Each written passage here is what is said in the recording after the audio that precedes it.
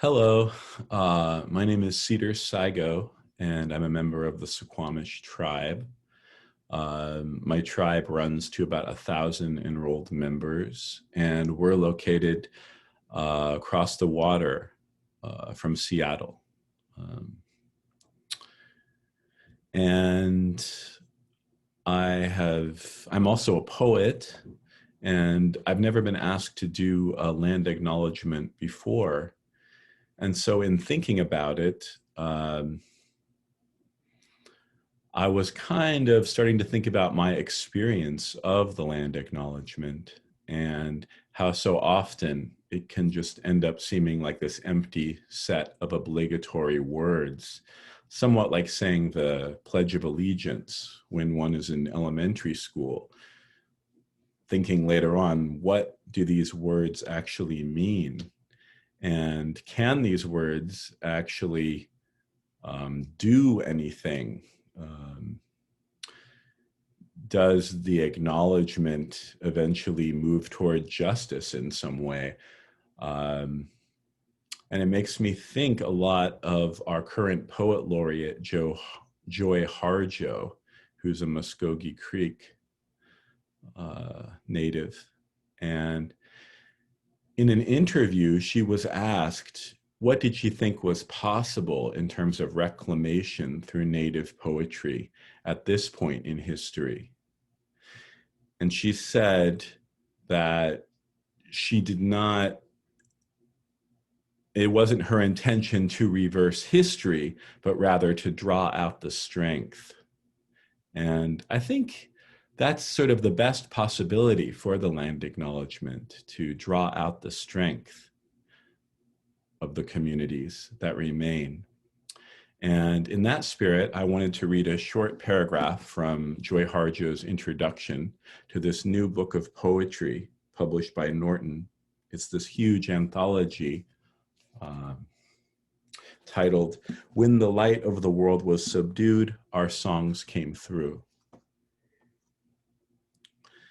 And this is from Joy's introduction.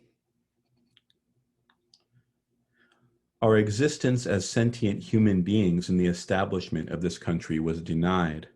Our presence is still an afterthought and fraught with tension, because our continued presence means that the mythic storyline of the founding of this country is inaccurate.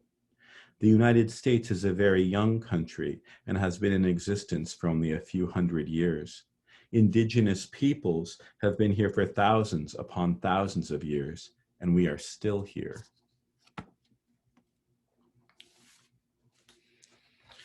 And I wanted to close with a poem that deals with Old Man House, which was the winter longhouse for the Suquamish people. And we used it for forever, and it was eventually burned in 1890 by Catholic missionaries around the same time that our religious practices were outlawed.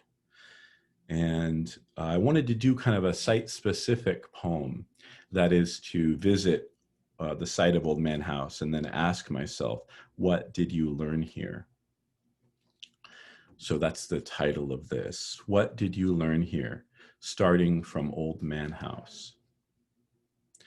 How to fall asleep easily on the beach, to dig clams, to dream a net made of nettles, a medicine of marsh tea boiled out to the open air, a memory of cedar bark coiled, resting for months in cold water, to be fashioned into our so-called lifestyle, clothes for ceremony as well as daily life, canoe bailers, diapers. We used the wood for our half-mile longhouse and totems, dried fish, a hard smoke, wooden oval plates that hooked together filled with clear oil of salmon, to wet our palates and smooth our bodies, a shawl of woolly dog, now extinct. They were bred on tiny islands we can still identify. Tatoosh Island off of Cape Flattery, where there were whaling tribes too, the Macaw, one of whose villages collapsed, preserved in silt, later unearthed. And how else? Which other ceremonies or necessary edges of objects? Our ivory needles, otter pelts, mat creasers, our dances. What else do you remember dreaming of? A kind of rake to skim the waves, to catch tiny fish on rows of twisted nails. I just want to say thank you to Jay for asking me to do this, and thank you all so much.